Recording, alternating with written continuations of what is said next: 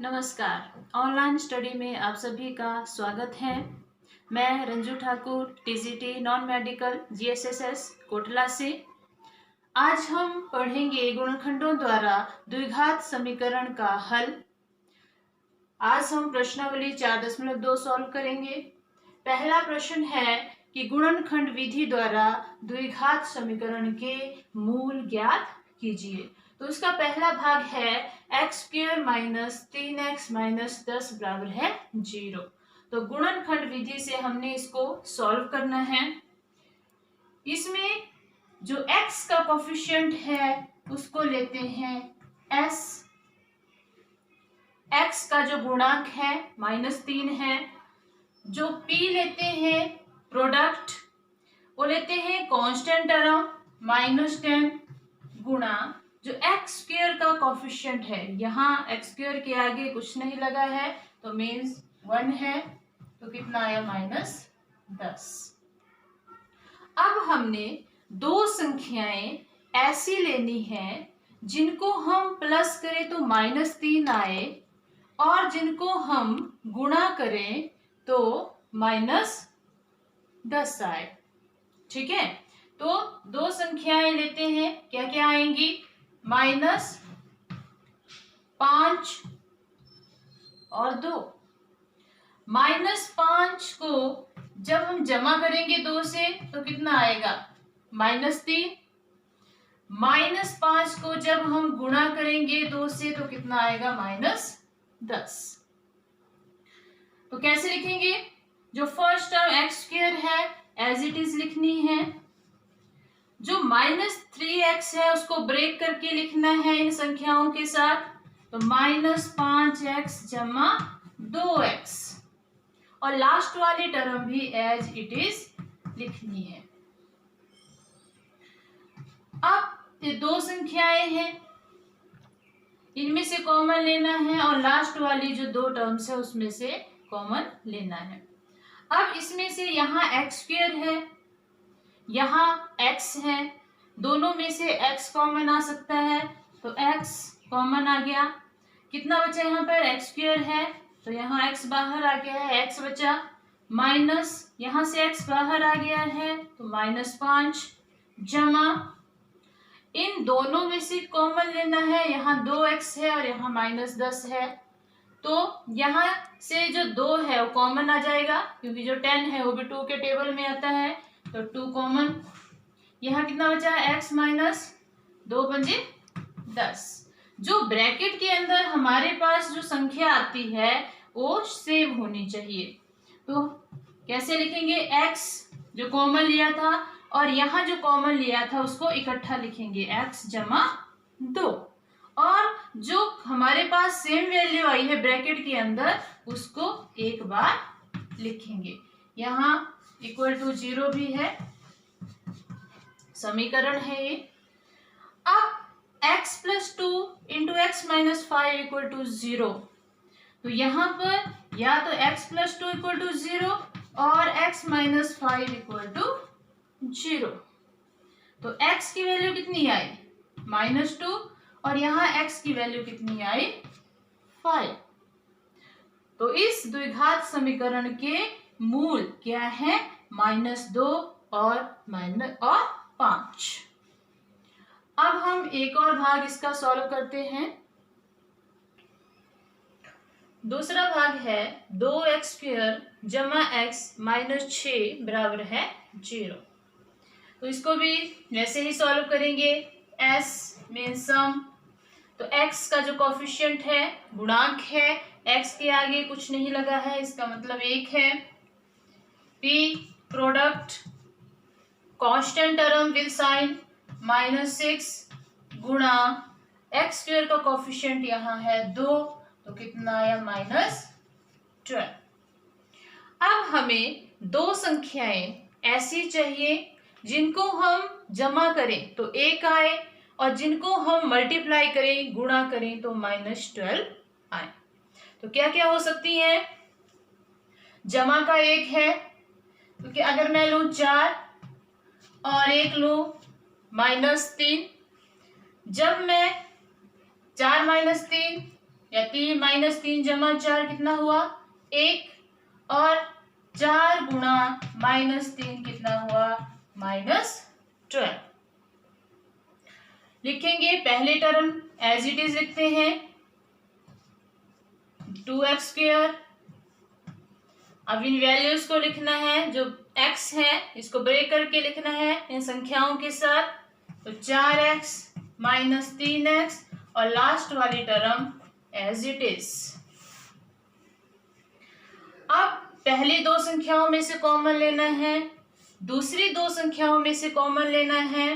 तो पहली दो संख्याओं में से कॉमन, यहाँ 2 और यहाँ 4 है, तो 4 2 के टेबल में आता है, तो 2 कॉमन आ जाएगा। यहाँ x² है, यहाँ x है, तो दोनों में से एक x कॉमन आ जाएगा। तो कॉमन क्या आया 2x। यहाँ क्या बचा 2 बाहर आ गया है, एक x बाहर आ गया है, तो यहाँ 2x है, x बच गया, जमा 4 2 दूनी 4 2 और x जो है बाहर आ गया है। इन दोनों में से कॉमन, एक तो माइनस है 3, यहाँ 6 है, तो 3 और 6 जो है वो 3 के टेबल में आता है, तो 3 कॉमन आ जाएगा। यहाँ कितना बचा x, यहाँ माइनस है, तो माइनस जो है बाहर ले लिया, तो माइनस माइनस प्लस, 3 दूनी 6 इक्वल टू 0। अब जो कॉमन लिया है उनको इकट्ठा लिखते हैं, 2x -3 और ब्रैकेट के अंदर सेम वैल्यू आई है, इसको एक बार लिख लेते हैं। तो या तो 2x -3 इक्वल टू 0, x जमा 2 इक्वल टू 0। तो यहां से x की वैल्यू निकालनी है, तो x की वैल्यू कितनी आई 3/2 और यहाँ x की वैल्यू कितनी आई -2। तो इस समीकरण के द्विघात समीकरण के मूल है 3/2 और -2। तीसरा प्रश्न है, ऐसी दो संख्याएं ज्ञात कीजिए जिनका योग 27 हो और गुणनफल 182 हो। दो संख्याएं ज्ञात करनी है हमने जिनका योग जो है 27 हो और गुणनफल क्या हो 182। तो मान लेते हैं पहली संख्या, माना पहली संख्या क्या है x। अब हमारे पास क्या दिया है, दो संख्याओं का योग, दो संख्याओं का योग कितना है 27। तो दूसरी संख्या हमने निकालनी है, दूसरी संख्या क्या होगी, पहली संख्या x है, दो संख्याओं का योग कितना है 27, तो दूसरी संख्या क्या आएगी 27 माइनस x, योग माइनस पहली संख्या। अब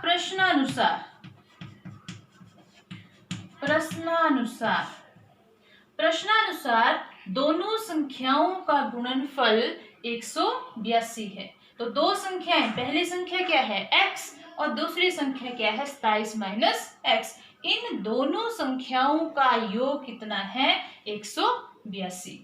तो x गुणा 27 माइनस x बराबर है 182। सॉल्व करते हैं इसको, यह आ जाएगा 27x, x को 27 से गुणा किया, माइनस x को x से गुणा किया, x² बराबर है 182। अब माइनस x² मैंने पहले लिख लिया, जमा 27x, 182 को इस साइड ले आते हैं इक्वल टू 0। अब यहाँ माइनस है, माइनस मैंने कॉमन ले लिया, तो x² माइनस 27x, यहाँ कितना आ जाएगा जमा 182 बराबर है 0। अब हमारे पास ये बन गया द्विघात समीकरण। अब हमने पिछले प्रश्न में पढ़ा कि द्विघात समीकरण के जो मूल है वो कैसे ज्ञात करते हैं, वैसे ही इस क्वेश्चन को भी सॉल्व करेंगे। यहाँ x का कोफिशिएंट है -27 विद साइन लेते हैं, और यहाँ पर जो कांस्टेंट टर्म है वो है 182 और एक्स स्क्वायर का कोएफिशिएंट 1 है, तो जब गुणा करेंगे 1 से तो 182 ही आएगा। अब दो संख्याएं हमें ऐसी चाहिए जिनको हम जमा करें तो -27 आए और जिनको हम गुणा करें तो 182 आए। तो कौन कौन सी संख्याएं होंगी वो? -13 और -14। इन दोनों संख्याओं को जब जमा करेंगे तो -27 आएगा और इन्हीं दोनों संख्याओं को गुणा करेंगे तो 182 आएगा। तो एक्स स्क्वायर -13x -14x जमा 182 बराबर है 0। दोनों फर्स्ट टू टर्म्स में से कॉमन लेते हैं, x कॉमन, x बचा माइनस, यहाँ x बाहर है तो 13 बचा माइनस, इन दोनों में से कॉमन क्या आएगा 14, तो क्या बचा x माइनस 14 को जब 13 से गुणा करेंगे तो 182 आता है, तो x माइनस 13 बराबर है 0। तो x माइनस 14 x माइनस 13 बराबर है 0। तो यहां से x minus 14 equal to 0, x equal to 14 और यहां से x minus 13 equal to 0, x equal to 13। तो यहां पर जो x की वैल्यू है वो 14 आई और 13 भी आए। जो द्विघात समीकरण है उसके जो मूल हैं वो 14 भी आए और 13, दोनों धनात्मक संख्याएं हैं। अब जब हम इस यहां से संख्याएं निकालेंगे तो यहां पर जो अगर हम x लेते हैं इक्वल टू 13, यदि x 13 है तो पहली संख्या क्या आएगी? तो पहली संख्या x थी तो 13 आएगी। दूसरी संख्या थी 27 माइनस x, 27 माइनस 13 तो कितनी आई? 14। यदि हम x जो है वो 14 लेते हैं तो पहली संख्या क्या आएगी? 14 और दूसरी संख्या क्या आएगी? 27 माइनस 14 इक्वल टू 13। तो इस द्विघात समीकरण के दो मूल हैं 13 और 14। यदि x 13 है तो पहली संख्या 13, दूसरी संख्या 14। अगर जो x 14 है तो पहली संख्या 14 और दूसरी संख्या 13। तो फिलहाल इस वीडियो में इतना ही। धन्यवाद।